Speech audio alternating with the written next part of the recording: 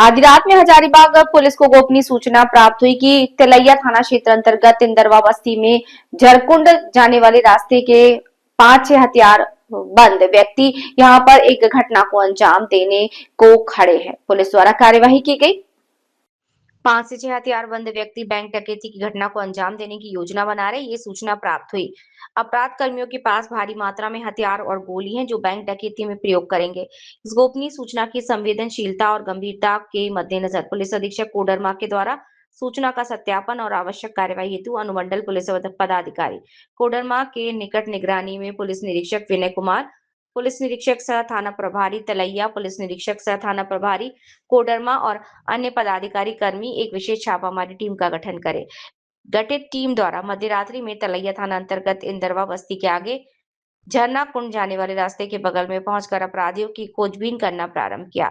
कुछ देर आगे बढ़ने के बाद देखा कि खजूर के पेड़ के पास अंधेरे में मोबाइल फोन की लाइट जलाकर 5-6 व्यक्ति बैठे हुए हैं तथा आपस में बातचीत कर रहे हैं। पुलिस बल के सहयोग से उन लोगों की घेराबंदी की जा रही थी। इसी बीच अचानक अपराध कर्मियों के द्वारा पुलिस बल को लक्ष्य करते हुए फायरिंग की जाने लगी। छापामारी दल द्वारा अपराधियों को गोली चलाने बंद करने तथा आत्मसमर्पण करने हेतु कहा, परंतु अपराध कर्मी फायरिंग बंद नहीं करे, तब बाध्य होकर पुलिस द्वारा आत्मरक्षार्थ गोली चलाई। इसके बाद अपराध कर्मियों द्वारा गोली चलाना बंद कर दिया गया। पुलिस सावधानी बरतते हुए धीरे धीरे अपराध कर्मियों तक पहुंची तथा टॉर्च की रोशनी में देखा कि एक अपराध कर्मी जमीन पर गिरा है और उसके पैर में खून बह रहा। उसके पास ही 3 अन्य अपराधी जो भागने की फिराक में थे उसे भी पकड़ा गया।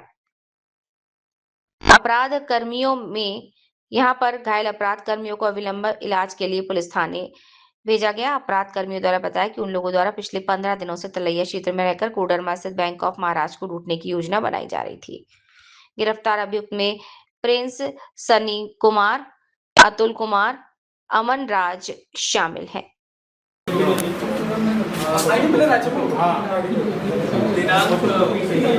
दिनांक 17 और 18 अगस्त के मध्य रात्रि में हजारीबाग पुलिस के द्वारा कोडरमा पुलिस को ये सटीक सूचना दी गई कि इंदरवा बस्ती से जो झरना कुंड है उधर जाने के रास्ते में कुछ लड़के बैठे हैं और संभवतः हथियार के साथ और एक बैंक डकैती की तैयारी कर रहे हैं। सूचना के सेंसिटिविटी को देखते हुए एसडीपीओ कोडरमा की निकट निगरानी में इंस्पेक्टर तिलैया और इंस्पेक्टर कोडरमा के को लीड करते हुए टीम बनाई गई, जिनके द्वारा कंसर्न प्लेस पे रेड किया गया।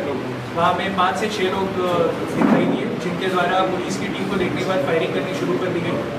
पुलिस ने पहले सरेंडर के लिए अपील किया और फिर अंत में मजबूर होकर आत्मसमर्पण करने का भी हमने फिर से उनको ये किया, बट जब उन्होंने नहीं सुना तो अपने सेल्फ डिफेंस में हमने फायरिंग की।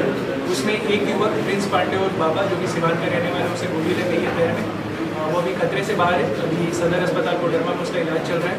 और इसके अलावा 3 और लोग जिनको हमने डिटेन किया है मेरे केस में, एक है सनी कुमार वैशाली का रहने वाले, अतुल कुमार मिश्रा जो कि वैशाली का रहने वाला और अमन राज जो कि वैशाली का है।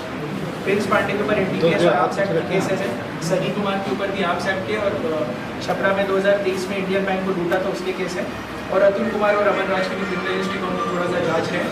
इनके बारे में बता दें कि इनके पास जो हमें सामान मिले उसमें 3 पिस्टल है, 15 गोलियां हैं और 5 मैगजीन है। इनके पास जो मोबाइल्स मिले हैं उसमें बैंक ऑफ महाराष्ट्र जो कोडरमा में स्थित है उसकी प्रॉपर रेकी के वीडियोस मिले और उनका प्लान उसी बैंक में लूट करने का था। उनके एग्जिट प्लान सब कुछ डिसाइडेड था, बट क्योंकि सूचना बहुत सटीक हुई और टीम ने बहुत अच्छी कार्रवाई इसमें लगी तो घटना को भी बचा लिया गया और इन्हें भी डिटेन कर लिया गया। आपके बाद तो अभी हमें आइडिया लग रहा है अपने इन्वेस्टिगेशन में कि निरंतर सिंह नाम का एक युवक है जो कि काफ़ी सारे बैंक डकैती, बैंक लूट नाम से एक्टिव केसेस में अभी वर्धमान जेल में बंद है। वो इस केस को उसको जेल से ही मास्टरमाइंड करने की कोशिश कर रहा था।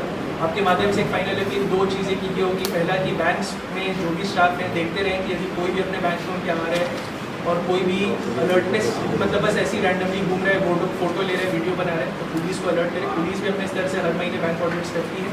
एंड सेकेंडली, यदि कोई भी आपके घर में रेंट पे रह रहे हैं तो थोड़ा सा पुलिस को सूचित कर दिया जाए। पुलिस उनका एक बार बैकग्राउंड वेरिफिकेशन कर लेगा।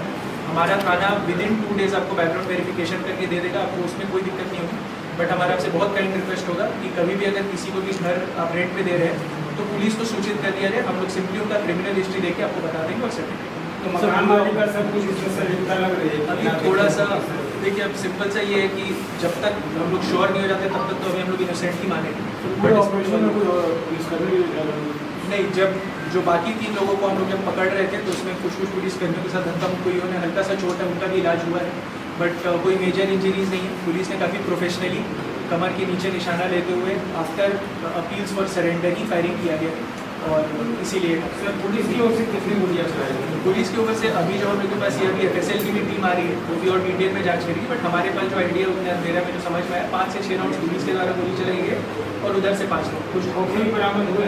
जी खोखे बरामद हुए हैं। बट हम लोग अभी रुके हुए हैं, क्राइम सीन को हम लोग अच्छे से रोक के रखे हैं ताकि FSL की टीम जो भी रांची से आ रही है वो बढ़िया से वहाँ पे जांच कर लेगी ताकि केस और स्ट्रॉन्ग होगा और इसमें हम लोग डेफिनेटली करेंगे। कितने देर तक बिहार से सर गोली चलाई? जो पुलिस हमारे जो सरकारी इशू होता है उसमें सर कितने देर तक ये चलता रहा?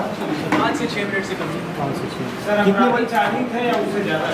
हमें लग रहा है 5 से 6 कितने बजे से घटना है? सर समय रात में 2 बजे स्टार्ट हुआ, 2:10 2:10 के आसपास हमें इन्फॉर्म किया गया। चलिए